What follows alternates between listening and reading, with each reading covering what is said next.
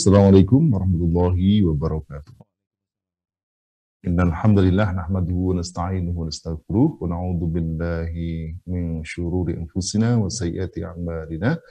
May yahdihillahu fala mudilla lahu wa may yudlil fala hadiya lahu. Asyhadu an la ilaha illallah wahdahu la syarika lahu wa asyhadu anna Muhammadan abduhu wa rasuluhu la nabiyya ba'dah. Allahumma salli wa sallim wa barik ala sayyidina Muhammadin wa ala alihi wa sahbihi wa tabi'hum bi ihsanin ila yaumiddin. Alhamdulillah, segala puji kita panjatkan kepada Allah Subhanahu wa taala. Dialah Allah Subhanahu wa taala yang menciptakan kita, memberikan kehidupan kepada kita, menghidupkan kita, memberikan nikmat kepada kita, maka sepantasnya kita memuji kebesarannya dan bersyukur atas semua nikmatnya. Salawat dan salam semoga Allah limpahkan pada junjungan kita Rasulullah Sallallahu Alaihi Wasallam serta keluarganya, para sahabatnya, dan seluruh pengikutnya ila yaumil qiyamah. Para manusia menurut Allah SWT, seperti yang tadi disebutkan, kita akan mengkaji dan mendalami firman Allah SWT dalam surah Yasin ayat 12. Ya. Di dalam ayat tersebut Allah SWT berfirman, Inna nahnu nuhyil mauta wa naktubu ma qaddamu wa atharahum wa kulla syai'in ahsaynahu fi imamin mubin. Sudah dalam Allah SWT, kalau kita lihat ayat ini, urutannya itu sebenarnya kalau kita lihat ini adalah sebelumnya ada penjelasan dari Allah SWT tentang peringatan, ya, peringatan yang sebenarnya Allah berikan kepada setiap manusia. Tapi nyatanya memang peringatan yang Allah berikan melalui lisan Rasulnya itu hanya orang-orang yang takut kepada Allah saja yang mereka mau mengikuti peringatan itu. Coba kita lihat misalnya dalam ayat 10 misalnya disebutkan wasawa'un alaihim a'andartahum am lam tungdirhum la yu'minun. Dan sama saja atas mereka engkau berikan kamu berikan peringatan mereka, ya, kamu berikan kepada mereka peringatan, amlam tungdirhum, atau tidak kamu berikan peringatan kepada mereka, la yu'minun, tidak beriman. Jadi artinya ayat ini sebelumnya menjelaskan kepada kita tentang apa? Tentang adanya orang yang peringatan itu tidak memberikan pengaruh kepada mereka. Diberikan peringatan atau tidak, hasilnya sama, la yu'minun. Tetapi bukan berarti peringatan itu tidak bermanfaat sama sekali. Di dalam ayat berikutnya disebutkan innama tungdiru man ittaba dzikra wa khasyar rahmana bil ghaib fabasyirhu maghfirati wa ajrin karim. Sesungguhnya engkau memberikan peringatan kepada siapa? Man ittaba dzikra, orang yang mengikuti adzikr, yakni peringatan itu. Jadi artinya peringatan yang diberikan oleh Rasulullah SAW itu akan berguna, akan diikuti, akan berguna kepada orang yang mengikuti peringatan tersebut, wa khasyar rahmana bil ghaib, dan mereka takut kepada Allah Subhanahu wa taala. Jadi ayat ini sebenarnya kalau kita lihat membagi ada dua macam golongan manusia, ya, terhadap peringatan yang Allah Subhanahu wa taala berikan melalui lisan Rasulnya. Ada mereka yang tidak mau sama sekali memperhatikan peringatan Allah Subhanahu wa taala. Mereka tetap saja tidak beriman, apapun argumentasi, apapun alasan, apapun dalil yang kau berikan. Dan sebaliknya ada orang-orang yang di dalam ini disebutkan mereka itu mau mengikuti peringatan itu, mereka itu adalah orang yang wa khasyar rahmana bil ghaib. Mereka adalah orang yang takut kepada Ar-Rahman, takut kepada Allah Subhanahu wa taala bil ghaib. Bil ghaib ini bisa maknanya itu dia takut kepada Allah dalam kondisi tidak terlihat oleh orang lain, artinya dia siap dalam keadaan apapun, dia tetap takut kepada Allah SWT. Bisa juga bil ghaib maknanya adalah Ar-Rahman, yakni meskipun Ar-Rahman tidak terlihat oleh dirinya, tetapi dia tetap takut kepada Allah Subhanahu wa taala. Fabasyirhu maghfiratin wa ajrin karim, maka berikanlah kabar kepada orang seperti itu dengan ampunan dan pahala yang mulia. Sudah dari Allah SWT. Berarti kalau kita lihat ayat ini sebenarnya, kalau kita lihat ini sebenarnya sedang membicarakan, ya, kalau kita kaitkan dengan ayat sebelumnya, membicarakan tentang satu peringatan, yang peringatan itu bermanfaat kepada orang yang takut pada Allah SWT, dan mereka akan diberikan ampunan dan pahala. Sementara mereka yang menolaknya itu dalam ayat sebelumnya itu dinyatakan ya mereka berada di siksa dalam api neraka. Nah, ayat ini surah Yasin ayat 12 ini memberikan penegasan bahwa apa yang diberikan oleh ayat sebelumnya, yakni inna ja'alna fi a'naqim aghlalan fahiya ilal qani fahum mukmahun wa ja'alna min baini aydihim saddan min khalfihim shaddan fa aghshaynahum fahum la yubsirun. Inilah peristiwa yang terjadi di hari kiamat, itu pasti terjadi. Demikian juga peristiwa yang disebutkan bimaghfiratin wa ajrin karim, ampunan Allah dan pahala yang mulia, yang itu juga pasti terjadi. Nah, apa buktinya? Di ayat 12 ini yang kemudian Allah SWT berikan peringatan atau berikan penegasan. Inna nahnu nuhyil mauta. Di sini diawali dengan harfu takkid, ini harfu inna ya, yang memiliki fungsi, memiliki faidah, yakni takkid, untuk meneguhkan, untuk mengokohkan. Berarti memang peristiwa ini benar-benar terjadi. Diawali dengan kata inna, yang kemudian disambung dengan domir mutakalim, yakni na di situ.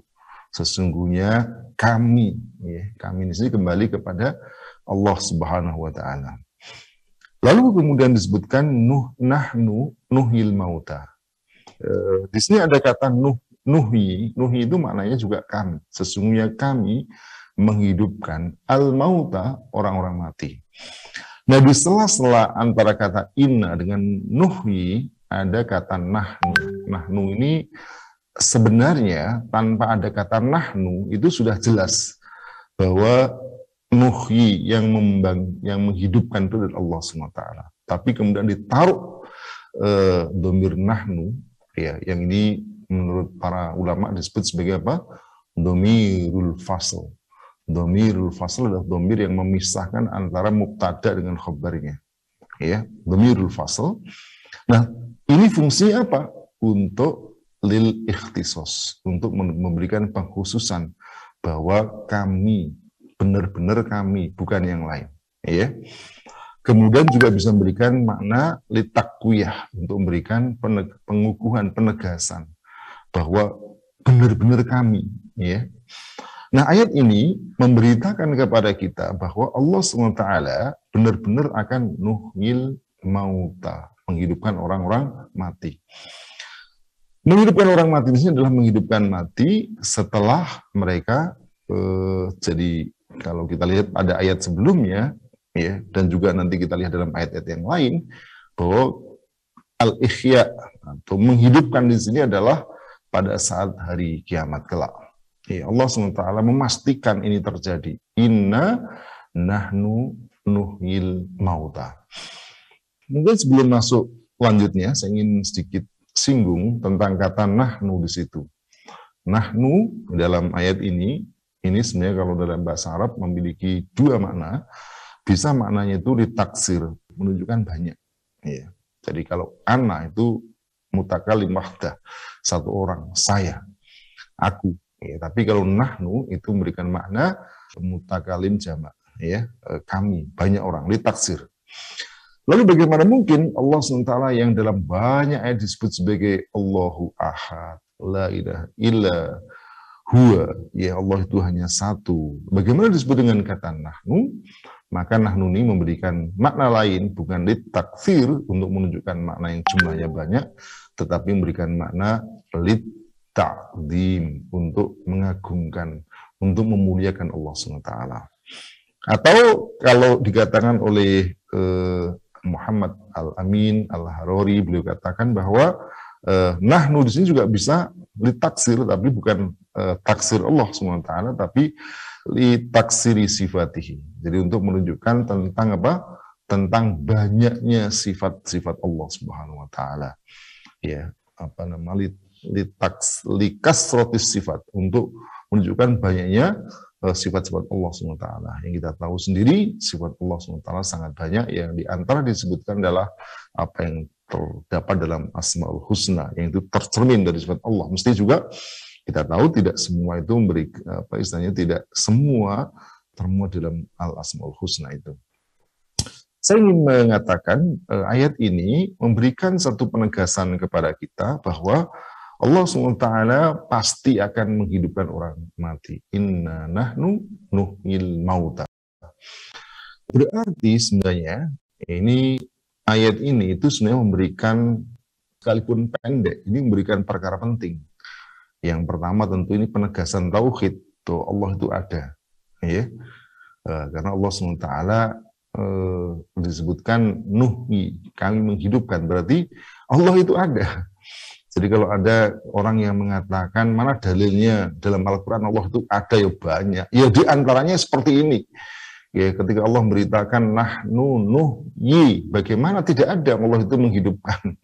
Allah SWT menghidupkan, nuhyi, kami menghidupkan. Ya, berarti Allah itu ada. Bukan sekedar Allah ada, tapi juga Allah itu maha kuasa. Maha kuasa untuk apa? Maha kuasa untuk menghidupkan.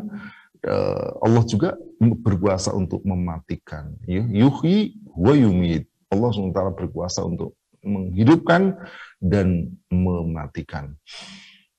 Ini adalah perkara yang sangat penting yang harus dimiliki oleh setiap manusia, bahwa hidup dan matinya manusia itu di tangan Allah SWT.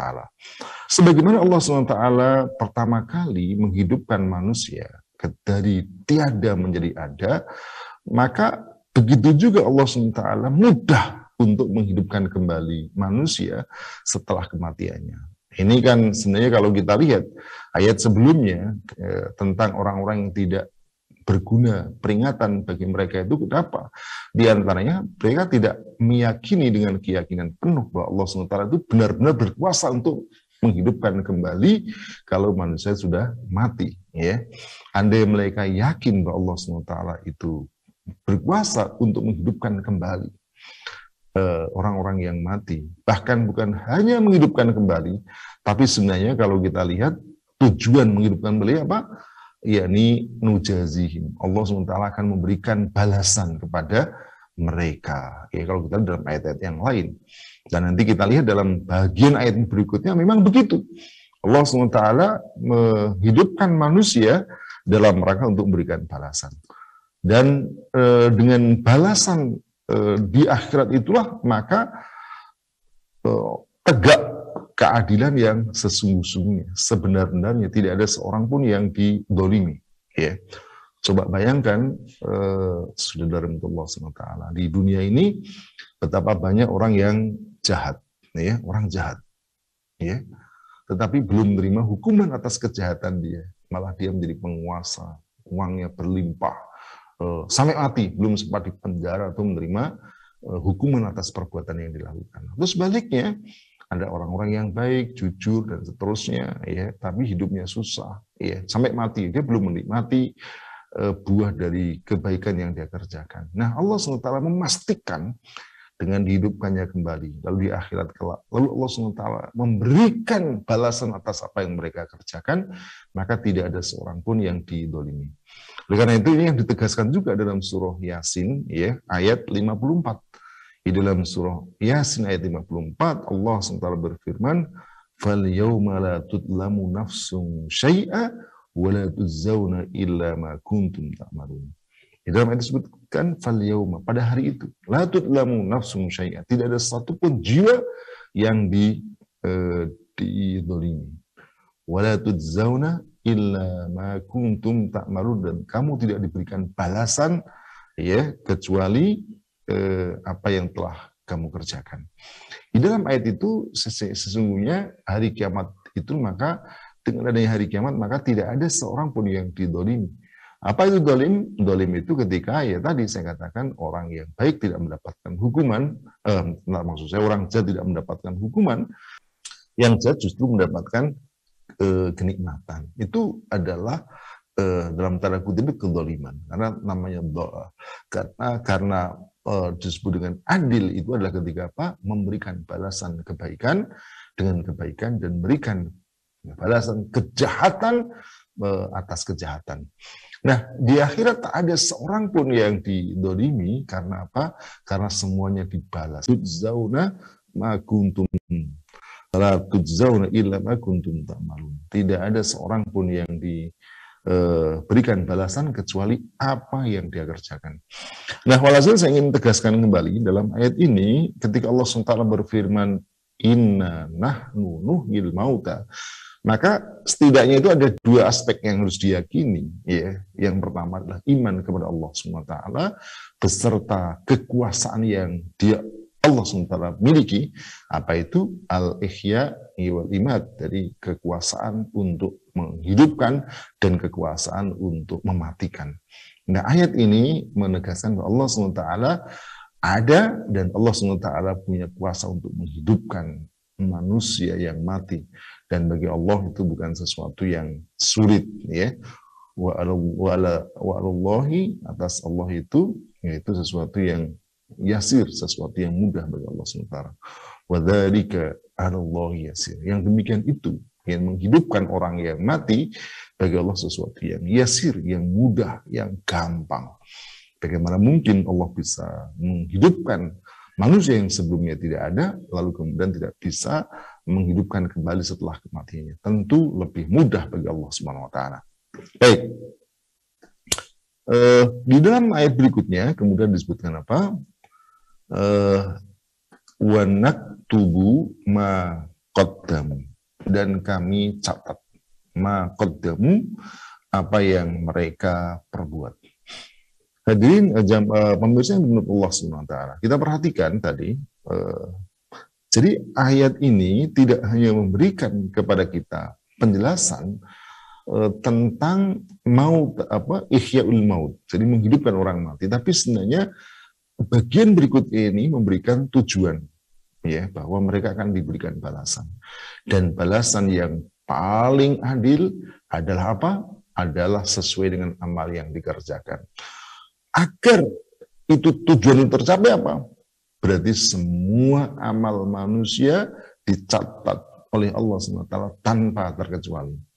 Maka ini mengatakan wa naktubu ma qaddam, ya, dan kami mencatat ma qaddam, apa yang mereka lakukan. Nah, kalau yang kedua nahnu wa naktubu, kami mencatat, ya, ini bisa juga berarti Allah SWT dalam ini melibatkan makhluknya.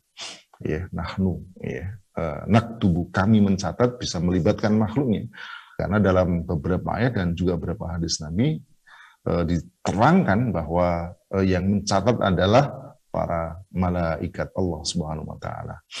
Allah Subhanahu wa Ta'ala menugaskan para malaikatnya untuk menulis semua perbuatan manusia, ma qaddam, apa yang mereka kerjakan. Di situ digunakan kata ma qaddam, apa yang mereka kerjakan. Nah, tapi dalam surah Surah Al-Infitar disebutkan alimat nafsum ma qaddamat wa akharat. Kata Fakhruddin Ar-Razi, sekalipun disebutkan hanya ma qaddamu, kata beliau, mencakup juga wa akharat, ya, apa yang mereka kerjakan dan juga apa yang mereka tinggalkan. Semua dicatat. Ini masih ada bagian lagi ayat tentang itu. Maksudnya ditinggalkan itu adalah apa yang mereka kerjakan, tetapi juga dicatat juga apa yang mereka tinggalkan. Tinggalkan apa? Ya, kalau mereka sholat dicatat, ya, karena dia adalah merupakan perbuatan, ya, dia mengerjakan perbuatan. Kalau dia meninggalkan sholat, berarti dicatat juga meninggalkan. Tapi meskipun begitu, kata beliau, dicukupkan ma qaddamu, ya, karena juga termasuk akhirat, apa yang ditinggalkan, perkara yang tidak dikerjakan pun dicatat ketika itu apa? Ketika meninggalkan perkara-perkara yang diwajibkan Allah SWT. Wa naktubu ma qaddamu, dan kami juga mencatat apa yang mereka lakukan.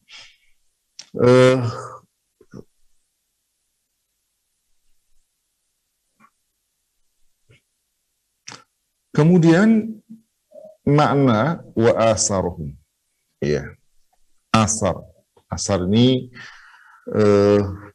asar itu merupakan bentuk jamak. ya, yang bermakna ya jejak. Ya, jadi jejak yang ditinggalkan oleh manusia itulah asar. Ya. Nah, apa maksud dari asar di sini? Wa asarohum. Ya. Setidaknya ada dua penafsiran. Ya.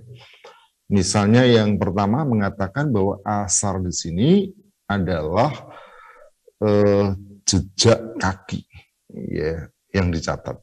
Jadi maksudnya gini, yang dicatat bukan hanya perbuatannya, tetapi juga bekas jejak kaki yang diinjaknya. Ya, jadi maksudnya kalau orang sholat itulah dia mengerjakan ketaatan kepada Allah SWT di masjid. Maka yang dicatat bukan hanya sholatnya, tapi juga asar mereka. Artinya dia berangkat dari rumah ke masjid, itu adalah asar mereka. Maka dicatat sebagai kebaikan dari rumah ke masjid. Ya. Berarti apa? Berarti semakin panjang, semakin jauh tempat dia melakukan ketaatan, semakin besar pula pahalanya karena jejaknya semakin panjang. Demikian juga kalau jihad, ya, kalau jihad mungkin di dekat rumahnya ya pendek.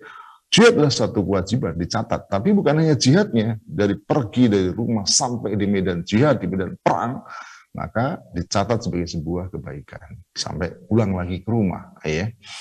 Itu makna asar. Ya. Seseorang demikian juga bisa menuntut ilmu, ya, bukan hanya menuntut ilmunya yang dicatat sebagai kebaikan, tapi juga dari rumah ya menuju tempat di mana dia menuntut ilmu, dia sudah mendapatkan pahala.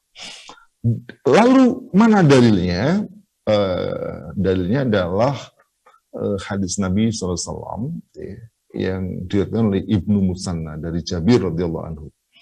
Diceritakan bahwa Bani Salimah ya saat itu tuh rumahnya agak jauh dari Masjid Nabawi.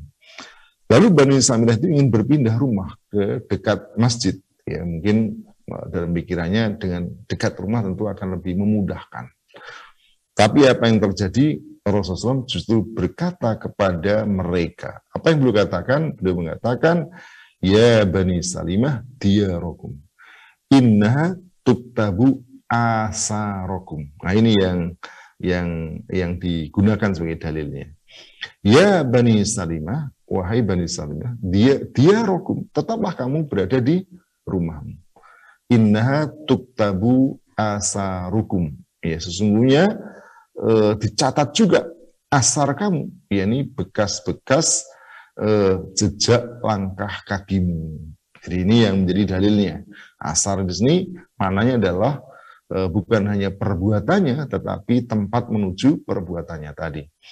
Dan ini bukan hanya sholat tadi, tapi juga dalam soal yang lain, ya dalam berjihad, ya dalam berdakwah, dalam melakukan amar ma'ruf nahi mungkar, dalam menjalin silaturahmi, memberikan nafkah, segala macamnya, itu kebaikan semua dicatat. Bahkan menurut para ulama tentu bukan hanya perbuatan baik, tapi juga apa? Perbuatan buruk.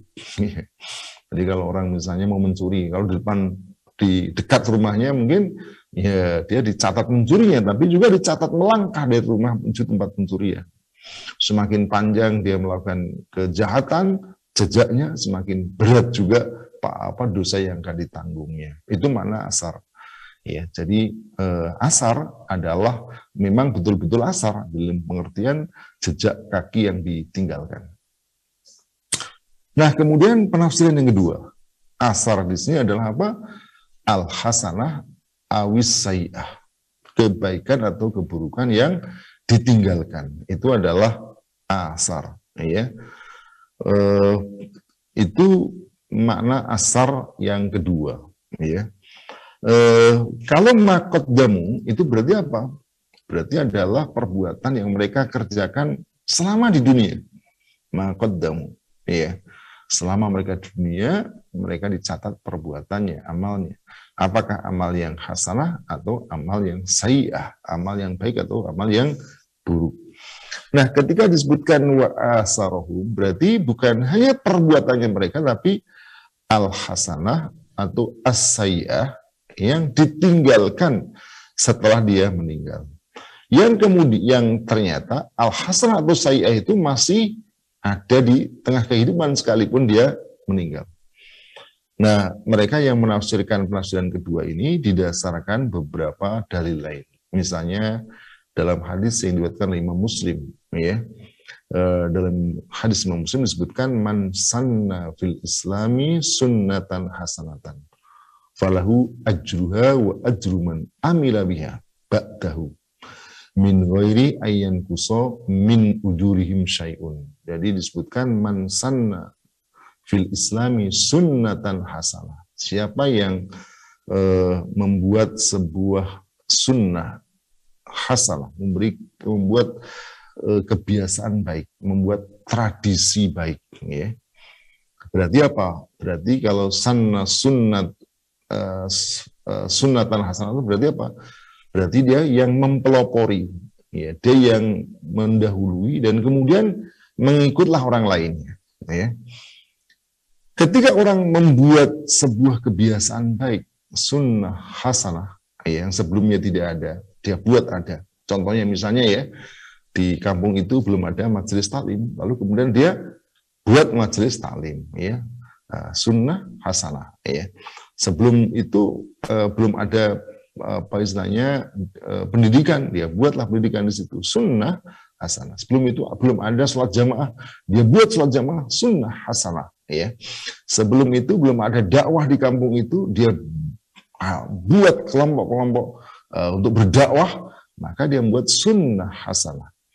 Nah, orang yang membuat sunnah hasanah ini, kata Nabi SAW, falahu ajruha. Dia mendapatkan apa? Mendapatkan pahala atas sunnah yang dia lakukan itu. Artinya ketika dia membuka pengajian, membuka majelis taklim, ya, maka mulai dia membuka sampai katakanlah dia meninggal, ya, dia istiqomah di situ, berat terus dapat pahala. Tapi bukan hanya dapat pahala atas pekerjaan atau perbuatan yang dilakukan tadi, tapi juga wa ajru man amila biha. Dia juga mendapatkan pahala orang yang mengamalkannya. Wa ajru man amila biha. Katanya, ba'dahu, setelah dia. Artinya setelah dia, kemudian ada orang yang meneruskan apa yang jadi tradisi kebaikan dia, maka dia mendapatkan pahala atas itu. Ya. Ajru man amila biha, ya, ba'dahu, setelah dia. Lalu kemudian Nabi mengatakan apa? Min ghairi ayyan kusam min ujurihim syai'un, tanpa mengurangi sedikit pun pahala mereka. Artinya pahala yang diberikan Allah SWT kepada orang yang melakukan kebaikan, ya, tidak dikurangi, ya. Allah Maha Kaya untuk memberikan pahala, ya. Min ghairi ayyan kusam min ujurihim syai'un. Lalu kemudian dilanjutkan lagi, man sanna fil islami sunnatan sayyi'ah. Sementara orang yang melakukan sunnah sayyi'ah, tradisi keburukan dalam Islam, ya, perilaku yang buruk yang sebelumnya tidak pernah ada lalu kemudian diadakan, ya. Sebelumnya belum ada tempat pelacuran, dia buat tempat pelacuran. Sebelumnya tidak ada perjudian, dia mulai perjudian, ya. Itulah sunnah sayyi'ah. Sebelumnya belum ada yang melegalkan perzinahan, dia legalkan perzinahan. Sebelumnya belum ada yang melegalkan minuman keras, dia legalkan. Itu sunnah sayyi'ah. Ketika itu terjadi, kan alaihi wizruha, dia mendapatkan dosa atas perbuatannya tadi. Bukan hanya perbuatannya tadi, wa wizru man amila biha mim ba'dihi, ya. Dia juga mendapatkan dosa orang-orang yang mengamalkan sesudahnya. Jadi kalau ada orang ikut, maka dia mendapatkan dosa. Min ghairi ayyan kusomin auzarim syai', tanpa mengurangi sedikit pun dosa yang ditimpakan kepada orang yang melakukan keburukan itu. Jadi kalau kita lihat penafsiran yang kedua tadi, asar ini memang punya dasar dan landasan, dan ini sangat jelas, ya, bahwa orang yang meninggalkan jejak kebaikan, ya, sekalipun dia sudah meninggal, maka dia mendapatkan pahala kebaikan atas jejak kebaikan yang ditinggalkan, Tapi sebaliknya, ketika dia meninggalkan jejak keburukan, maka dia mendapatkan dosa. Ya. Dan ini kalau kita lihat bukan hanya ayat ini, ada cukup banyak ayat-ayat yang lain yang yang memiliki makna yang serupa. Misalnya dalam surah An-Nahl ayat 24-25. Ya. Di dalam surah An-Nahl ayat 24-25 disebutkan wa idza qila lahum madza anzala rabbukum qalu asatirul awwalin. Dan apabila dikatakan pada mereka, ya, madza anzala rabbukum, apakah telah diturunkan, ya, oleh Tuhan kamu, ya? Apa mereka menjawab? Qalu asatirul awwalin. Mereka justru mengatakan tentang tentang Quran yang Allah turunkan, risalah yang Allah berikan itu sebagai asatirul awwalin, itu adalah dongeng-dongeng orang dahulu. Asatir itu adalah dongeng-dongeng yang khayal, ya, yang tidak ada dasarnya, ya. Awwalin artinya orang-orang dahulu, ya. Mungkin seperti dongeng-dongeng, ya banyaklah, ya, yang dongeng-dongeng seperti mitos, legenda dan semacamnya, ya. Itu dianggap Quran itu seperti itu. Asatirul awwalin itu hanya dongeng saja. Lalu apa kata ayat berikutnya? Liyahmilu auzarahum kamilatan yaumal qiyamah.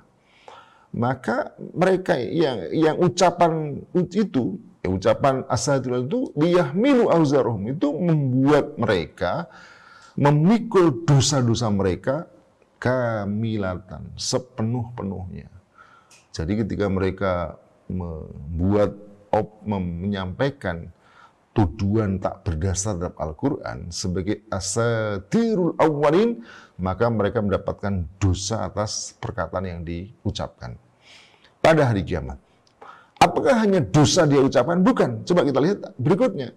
Wa min auzaril ladzina yudillunahum bighairi ilmin.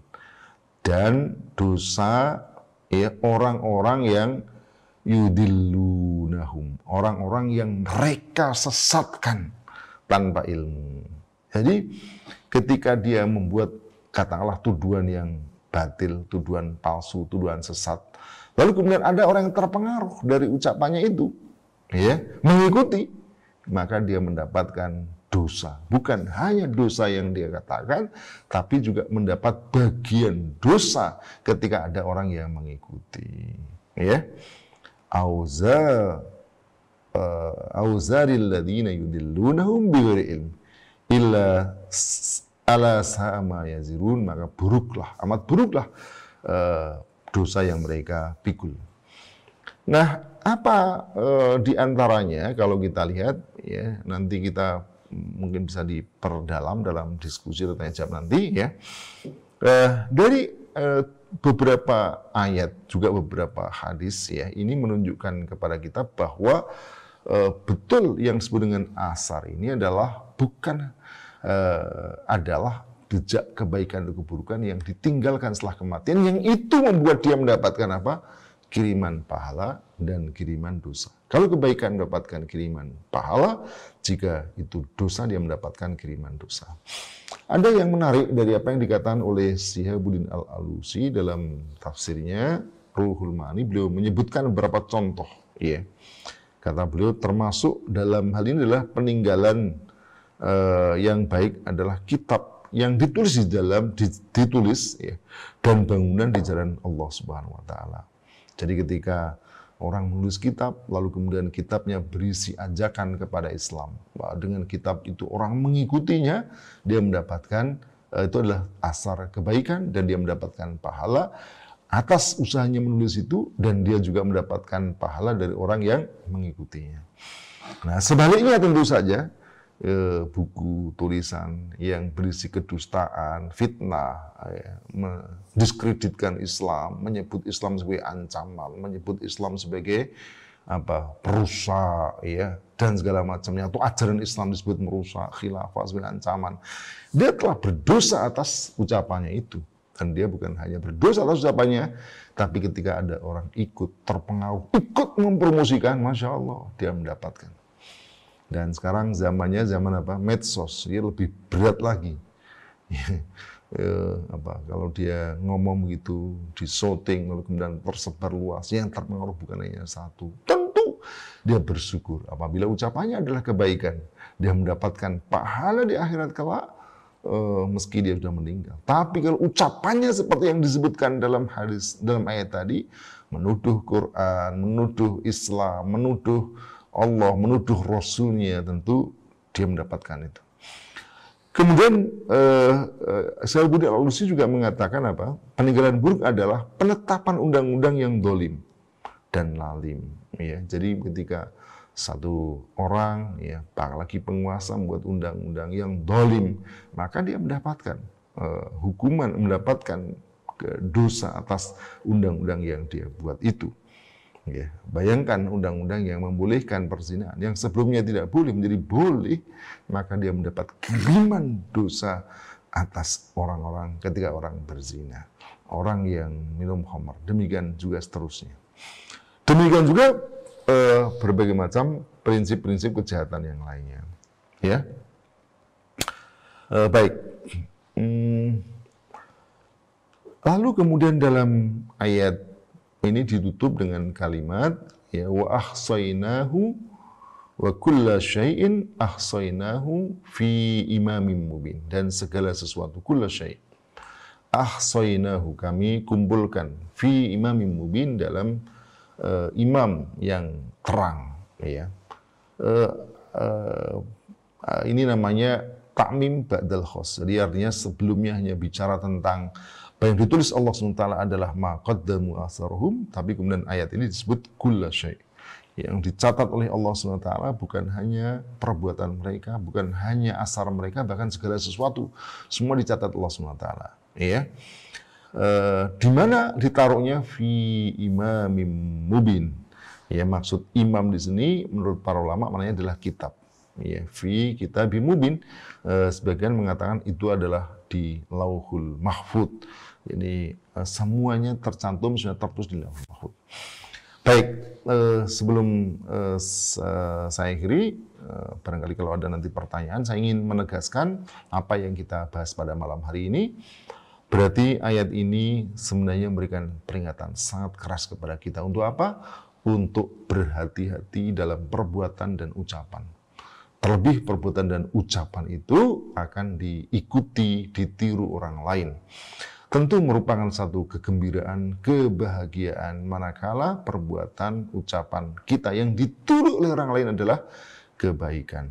Yang dengan begitu kita mendapatkan aliran pahala. Tetapi sungguh menderita, sungguh celaka kalau perbuatan dan ucapan yang kita sampaikan ternyata buruk, ya, salah, menyesatkan. Yang dengan begitu kesalahan kita di dunia itu berakibat panjang dan kita mendapatkan siksa atas itu. Moga-moga kita tidak termasuk di dalamnya. Moga-moga bermanfaat. Assalamualaikum warahmatullahi wabarakatuh.